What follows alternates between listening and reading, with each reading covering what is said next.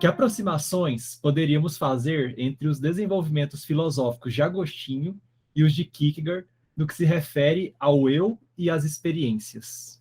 Ah, ótima pergunta, Marlon, porque essa é uma pista bastante interessante da gente pensar, né? E não de hoje, né?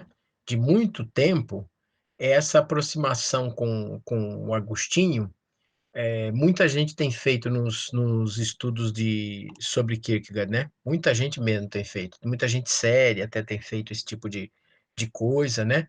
Porque tem pistas muito instigantes, né?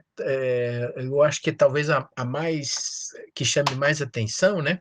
É que quando a gente estuda um pouco do Agostinho, lê um pouco os textos, mesmo que a gente não veja tanto, né? Porque Agostinho também é um escritor gigantesco, né? Precisa de um. Eu tinha um professor que dizia que tem uns caras que a gente precisa de muitas vidas para ler tudo que ele fez, né? O Agostinho era desses, né? Kierkegaard também, né? E aí a gente se mete a ler esses caras e só tem uma vida, como é que faz, né? Mas o Agostinho, acho que a pista muito interessante é a pista da interioridade, né? Se a gente percebe, o Agostinho é um autor que acho que está ali naquela virada onde o mundo grego e os mundo romano está um pouco se despedindo, o cristianismo ainda não se firmou enquanto tal, né?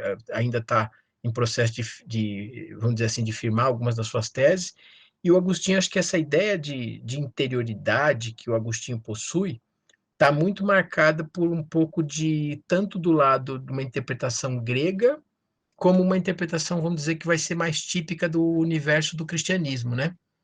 Então, acho que ele junta, de alguma maneira, dois mundos, né? E é curioso, né? O Agostinho tem esse texto, né? Que a gente sempre, às vezes, ouve falar, né? Da cidade de Deus contra os pagãos, né?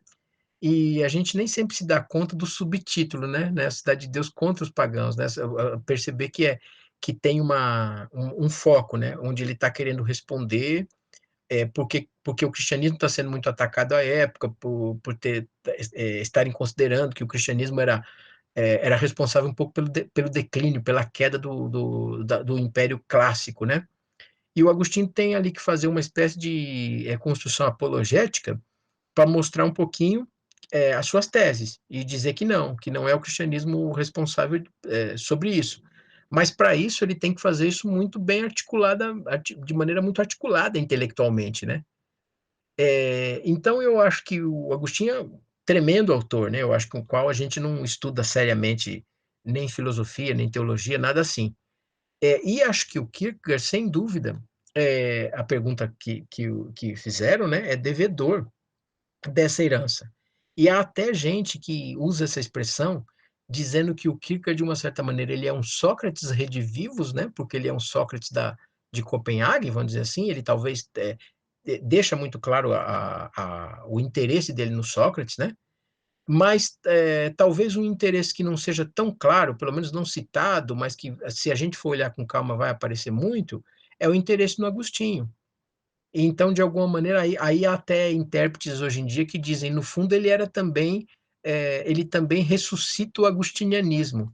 De alguma maneira, ele traz de volta o agostinianismo num tempo, no século XIX, onde algumas das teses do Agostinho estavam sendo muito seriamente criticadas, especialmente por pensadores, por exemplo, que descartavam o cristianismo, pensadores que tinham embarcado vamos dizer assim, numa canoa mais ateísta ou agnóstica. De certa maneira, o Kierkegaard está trazendo de volta o Agostinho, só que ele está trazendo um Agostinho que já não é mais o Agostinho lá da época dele.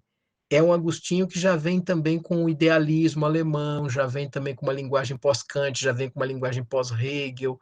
Então é um outro Agostinho, vamos dizer assim, um Agostinho repaginado, né? Esse que o Kierkegaard está trazendo de volta, né? Então eu acho que essa pista, né, para quem está perguntando aí, tem muita coisa interessante para ver. Até aqui no Brasil, se vocês tiverem interesse depois, dá para vocês encontrarem. Tem um colega nosso, dois colegas nossos, o Jonas Ross, que a gente está falando aí, e o Humberto Coelho, são dois professores lá da Federal de Juiz de Fora da Ciência da Religião. Eles publicaram trabalhos exatamente sobre o problema do Kierkegaard e do Agostinho, que saiu pela editora Liberars aqui no Brasil. Vocês podem encontrar aí para adquirir esses livros, tá? Depois, enfim, aí vocês podem ver com facilidade.